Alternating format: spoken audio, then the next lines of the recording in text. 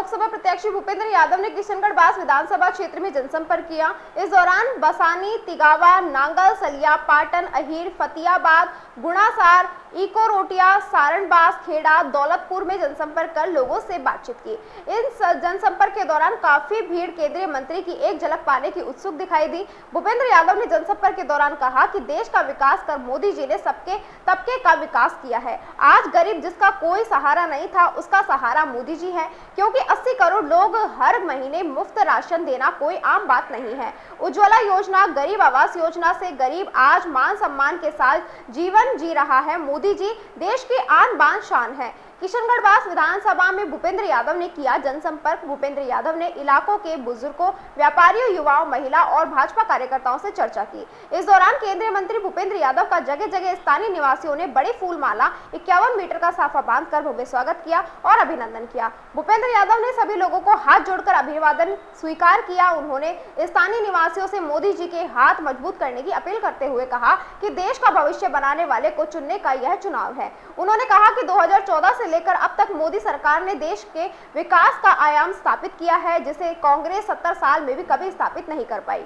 किशनगढ़ बास विधानसभा में पानी की समस्या और अन्य जरूरी कामों की जरूरत बताते हुए उसका पूरी तरह से समाधान करने का संकल्प लिया गया। उन्होंने कहा कि डबल इंजन की सरकार ने 45,000 करोड़ की ERCP योजना के जरिए अलवर में पानी की समस्या का हल करने की बात कही। उन्होंने कहा आज भाजपा का मैनिफेस्टो में भी हर घर नल से जल का संकल्प लिया गया है। यह मोदी की गारंटी है। मोदी की गारंटी का मतलब है पूरे होने की गारंटी। उन्होंने कहा कि विकास में वह कोई कमी नहीं आने देंगे। उन्होंने कहा भारतीय जनता पार्टी के संकल्प पत्र में हर वर्ग के लोगों के लिए कार्य योजना का उल्लेख किया गया है, जिससे भाजपा का सबका साथ सबका विकास का संकल्प सिद्ध होता है। उन्होंने कहा कि भाजपा का संकल्प पत्र पूरा होने की गारंटी है। उन्होंने कहा कि आज देश को ऐसे नेतृत्व की जरूरत है जो हर वर्ग का विकास कर सके। वो और कोई नहीं है, वो सिर्फ मोदी जी है। मोदी जी के नेतृत्व का लोहा पूरा विश्व का मानता है। उन्होंने कहा कि इस बार का चुनाव देश मजबूती नींव पर विकास की इमारत बनाने वाला चुनाव है। मोदी जी ने 2014 और 19 में यह सिद्ध कर दिया कि देश के 140 करोड़ देशवासियों का उन पर आशीर्वाद है। केंद्रीय मंत्री ने कहा कि 2024 के लोकसभा चुनाव में जनता विपक्ष के जहाज को डुबो देगी। राजस्थान की जनता के साथ किए गए विश्वासघात का फल उन्हें जरूर मिलेगा। उन्होंने कहा कि जल जीवन मिशन के लिए केंद्र से आया फंड भ्रष्टाचार की भेंट चढ़ गया, पर अब एक एक पैसे का हिसाब होगा। दोषियों को सजा दिलाई जाएगी। जो गलत सर्वे किए गया है, गरीबों का हक छीन लिया गया है, उसका भी हिसाब किया जाएगा। जो जो दोषी होगा उसको सजा दिलाने का काम मैं करूंगा। मोदी जी की गारंटी है। उन्होंने कहा कि कांग्रेस ने कभी भी बाबा साहब अम्बेडकर का सम्मान नहीं किया, जबकि बीजेपी ने ही उन्हें भारत रत्न दिया और उन्हें 5 स्थलों को पंचतीर्थ घोषित किया। उन्होंने कहा कि अलवर की समस्याओं को दूर करना मेरी प्राथमिकता होगी। उन्होंने कहा कि अलवर की आवाज बनकर मैं संसद में जाऊंगा। आपका भाई, आपका बेटा अलवर की आवाज को बुलंद करेगा। उन्होंने कहा कि देश में इस समय चुनाव है, इसमें देश के विकास के लिए वोट करें, देश को सुरक्षित रखने के लिए वोट करें, देश को आगे लाने वाली पीढ़ियों के लिए वोट करें, मोदी जी की गारंटी पर वोट करें। भूपेंद्र यादव ने कहा कि देश की 140 करोड़ जनता जी मोदी जी के साथ है, उन पर उनका पूरा विश्वास है। इसीलिए सभी को जुबान पर अब की बार एक बार फिर से मोदी सरकार।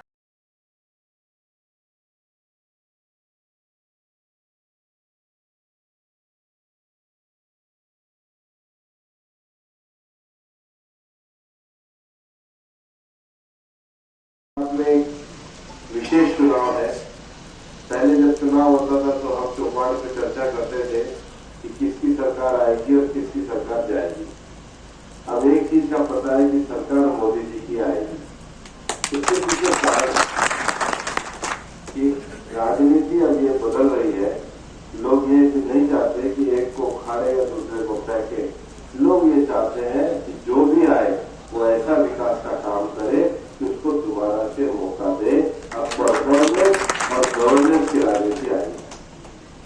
पर कांग्रेस अपने आप में जो राजनीति का खेल खेलते हैं उससे बाज नहीं आती। कांग्रेस की राजनीति अपना पराया की राजनीति की रहती है और उसका सबसे बड़ा उदाहरण कल मैंने दिल्ली के किसी पत्रकार को पूछा कि राहुल गांधी अमेठी रायबरेली की चुनाव लड़ेंगे या नहीं लड़ेंगे। उनकी तो परिवार की सीट है, उनके साथ लड़ेंगे तो सही। पर अभी 36 तारीख तक केरल के वायनाड से लड़ रहे हैं। तो पहले तो वायनाड वालों के वोट देखेंगे कि तुम्हारा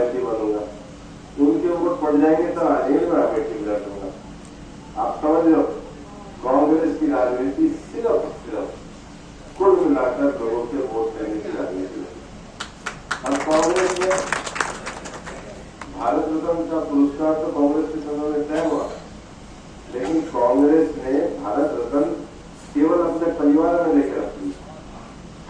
सच में भारत रत्न अब बाबा साहब अम्बेडकर को, हमारे दलित भाई भी बैठे होंगे, बाबा साहब अम्बेडकर को भारत रत्न जब मिला जब कांग्रेस चली गई, और चौधरी चरण सिंह जी को और कर्पूरी ठाकुर को भी भारत रत्न प्राप्त मिला।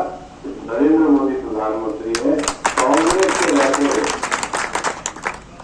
के रहते हुए गांधी परिवार से आगे देश नहीं कर। मैं आज आपको एक कहना चाह रहा हूं कि मोदी जी ने उस मायने में देश में नए विषय खड़े किए, नई चीजें, नई उम्मीदें, नए मोदी जी की गारंटी में पक्का करेंगे। और इस समय जो पूरे देश में चुनाव चल रहा है, कहीं बीजेपी और कांग्रेस के बीच में ऐसा चुनाव नहीं है। कांग्रेस को तो कुछ विषय उनके पास कहने को नहीं है, केवल थोड़ी बहुत झूठ बोलते हैं, बाकी तो कुछ नहीं है। उनकी अपनी स्थिति में है। कल अभी कोई पत्रकार मेरे साथ आए, मैंने उनसे पूछा भी कि भाई ये राहुल जी अमेठी से लड़ेंगे रायबरेली से, क्योंकि सोनिया जी तो यहाँ से होगी।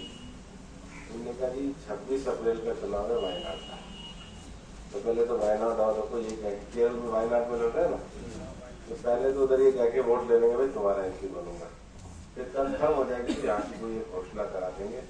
जो खुलकर के चुनाव भी जिनके नेता नहीं लड़ सकते वो पार्टी देश में कामयाब होने वाली केवल और केवल देश के लोकतंत्र में लोगों के जो मन में सबसे बड़ी बात आई है, केवल और केवल एक परिवार के लिए सारे भारत के संस्थान जो करते हैं। आजादी के बाद कुल मिला के 4 या 5 लोगों को भारत रत्न मिले जब तक कांग्रेस आई है, क्योंकि जो भारत रत्न लिए वो अपने परिवार में रख लिए। तो कांग्रेस गई, उसके बाद बाबा साहब को भारत रत्न मिला, और आज भी चौधरी चरण सिंह और कर्पूरी ठाकुर को भारत रत्न मिला। बहुत बड़ी बात है। तो भारतीय जनता पार्टी ने नरेंद्र मोदी जी के कारण ये है कि लंबे समय में देश में 1857 की लड़ाई जिन्होंने लड़ी, देश में, हमारे देश में जो अंडमान निकोबार पे 1000 जो टापू होते थे, उनके नाम भी ऐसे थे किसी को समझ में ही नहीं आते थे। पहली बार नरेंद्र मोदी जी की सरकार ने भारत की सेना में शहीद हुए सैनिकों के नाम पे हमारे सारे टापुओं के नाम रखे हैं। ये देश नरेंद्र मोदी नहीं महंगी में नारे होता है। ये इसलिए जज्बा है कि उनकी सोच जो है मोदी जी की, वो बहुत सारे नए विषयों को लेकर के सोचनी चाहिए। हमारी भाषा, हमारी खेती, ये सारे विषय मोदी जी के नजदीक के विषय। नरेंद्र मोदी प्लीज कौन किसका बज रहा है? कौन बज रहा है? किसी का उठा लो। मैं आपके सामने ये बात विशेष रखना चाहता हूँ। मैं जानता हूँ लगातार चुनाव प्रचार करने के बाद जो सबसे बड़ी समस्या इस इलाके में मैं पा रहा हूँ, पानी की गिरते हुए जल स्तर की बात। ये एक ऐसी समस्या जो इलाके की साझी समस्या है।